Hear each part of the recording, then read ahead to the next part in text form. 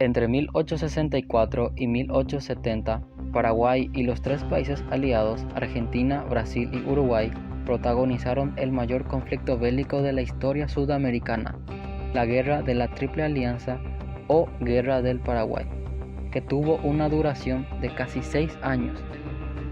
Entre diciembre de 1864 y marzo de 1870, constituyó una verdadera línea divisoria en la historia de los países implicados, ya que se trató del conflicto externo de mayor repercusión para los estados contendientes en lo que respecta a la movilización y pérdida de vidas. Paraguay en aquel entonces era un país sin deudas con otros países, con una población que no pasaban los 1 millón de habitantes, con una superficie de 406.902 kilómetros cuadrados. Era considerado una potencia en aquel entonces. No tenía analfabetos, todos tenían tierra para trabajar. El país contaba con industrias íntegramente nacionales. El país que no tenía costas sobre el mar fue el primero en ensamblar sus propias barcazas. Paraguay construyó el primer ferrocarril de Sudamérica, uno de los mayores proveedores de acero, y tenía la primera fundición de hierro. Pero todo cambiaría en el año de 1862, pocas décadas después de que los países de Sudamérica declararan su independencia de las potencias europeas y cuando aún se definían las fronteras de las nuevas naciones vecinas. El detonante que desencadenó todo fue la pelea entre los dos partidos tradicionales de Uruguay, el Partido Nacional que gobernaba y el Partido Colorado. El gobierno de Bernardo Prudencio Berro era el único aliado regional de Paraguay y le garantizaba una salida al mar. En cambio, los colorados liderados por el general Venancio Flores tenían el respaldo de Brasil. Por ello, cuando Flores, con ayuda de Brasil, encabezó una revolución para derrocar a Berro, el presidente paraguayo, el mariscal Francisco Solano López, decidió salir en defensa del gobierno uruguayo. Solano López ordenó la captura de un barco mercante brasileño e invadió la provincia brasileña de Mato Grosso, que Paraguay y Brasil se disputaban. Desde allí pretendía enviar a sus tropas hacia Uruguay, pero para ello necesitaba atravesar la provincia argentina de Corrientes. Fue así como entró en el conflicto Argentina.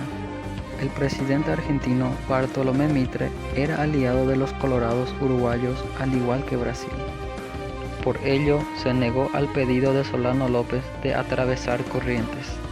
Y cuando éste invadió esa provincia, Argentina se sumó a Brasil y al nuevo gobierno uruguayo en contra de Paraguay. Parte del motivo por el cual la guerra de la Triple Alianza fue tan sangrienta fue el pacto que hicieron Argentina, Brasil y Uruguay de no dar por terminado el conflicto hasta que se acabara con la vida de Francisco Solano López. La guerra tuvo varios escenarios en diferentes ciudades, pero la más recordada y la más despiadada es la batalla de Acostañó, en el que unos 20.000 soldados brasileños pelearon contra unos 4.000 menores paraguayos que murieron casi en su mayoría. Es en conmemoración de esta batalla que en Paraguay el Día del Niño se celebra el 16 de agosto. Esta guerra duró entre 5 a 6 años en los cuales murieron entre 200.000 y 300.000 vidas humanas, entre ellos los niños de la batalla de Acostañó, que entonces equivalían a la mitad de la población del país y de los cuales el 80% eran hombres.